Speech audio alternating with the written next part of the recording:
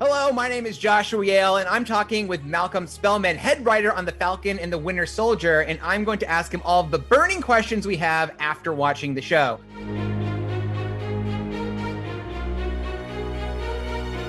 So, Malcolm, are you ready?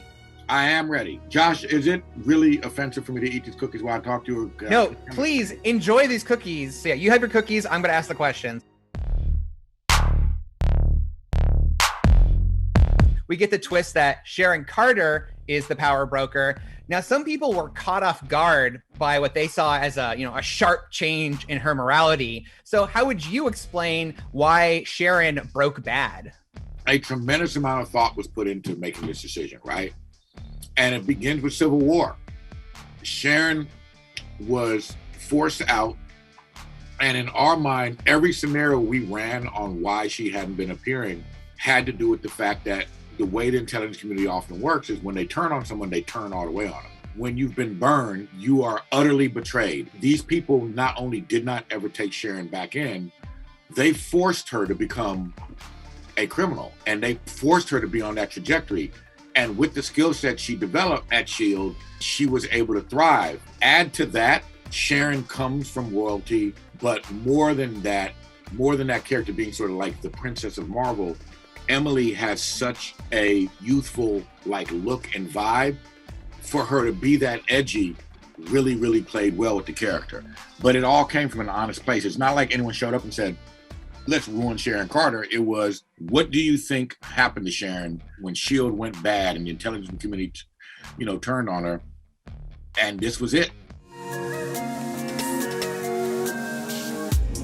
Madripoor is, of course, the stomping ground of Wolverine in the comics. So was there ever any discussion of having Wolverine show up or including some kind of X-Men Easter egg in Madripoor? All kinds of discussions happened, and everyone at Marvel is aware of what Madripoor is and what it means to the MCU. That's all I'm going to say. So another big topic of discussion is John Walker, and a lot of people I've seen debating online, did he face enough consequences for his actions? When we talk about John Walker, there's two realms of punishment and price that you pay, right? On a personal level, when you look at this character who's dedicated his life towards being the perfect soldier, to have that ripped away from you has an immense personal toll, and look what it did to him as a character, right? People have to remember, when John is acting out, that is in response to his best friend being murdered and his government, basically casting him aside and having no regard for what it means to be a veteran, right? Then in continuing that journey, look at the pain on his face when he's lying to Lamar's family, right?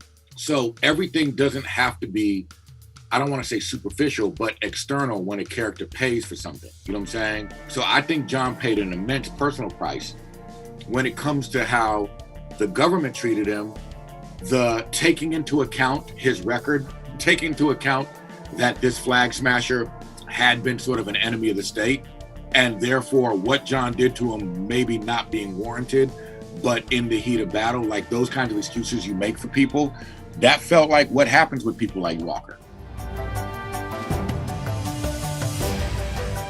We got the surprise that Julia Louis-Dreyfus is playing the Contessa, Val, and it seems clear that she's recruiting powerful people and she's up to something. And a lot of fans, namely me, seem to think she's starting her own team of Dark Avengers. So what can you say about, what is she up to?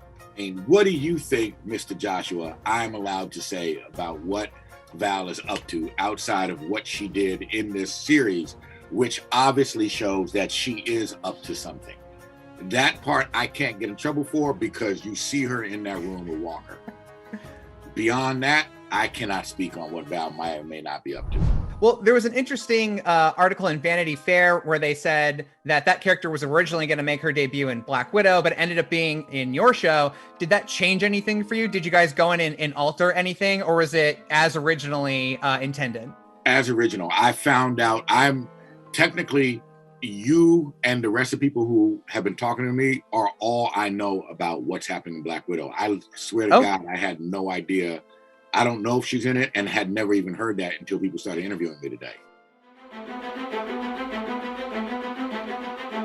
Zemo is a lot more comic book accurate in the show, which I loved. And, we see him put on his signature purple mask. I know why he has that mask in the comic books, but in the show, like, why does he value that mask and why does he put it on for that one fight sequence? Zemo actually takes pride in the service he did for this country. We talked a lot about the fact that though he comes from money and everything like that, he comes from one of those families that are very, very patriotic. And he's clearly mourning everything he lost, including his entire country, still through this series, because he won't let his foot off anyone's neck anytime they talk. You know what I'm saying? Like the way he's going after the Avengers and superheroes and supremacy, right? He always brings it back to what happened to him, right? So Zemo believes he is a hero. And getting back to his roots when he was in service of his country and that mask, I think that's all him honoring his roots and who he really believes himself to be. We got the news that you were involved in the next Captain America movie. So first of all, congratulations. And I'm just interested to hear, will that movie star Sam Wilson as Captain America? And, what are you most interested in exploring next for Captain America? I would say this. I would not assume anything that has not come out of Kevin's mouth. If you have not heard Kevin say it, I would not assume it is. That's what I got for you, Josh. Okay. I appreciate that. Thank you for your time, Malcolm.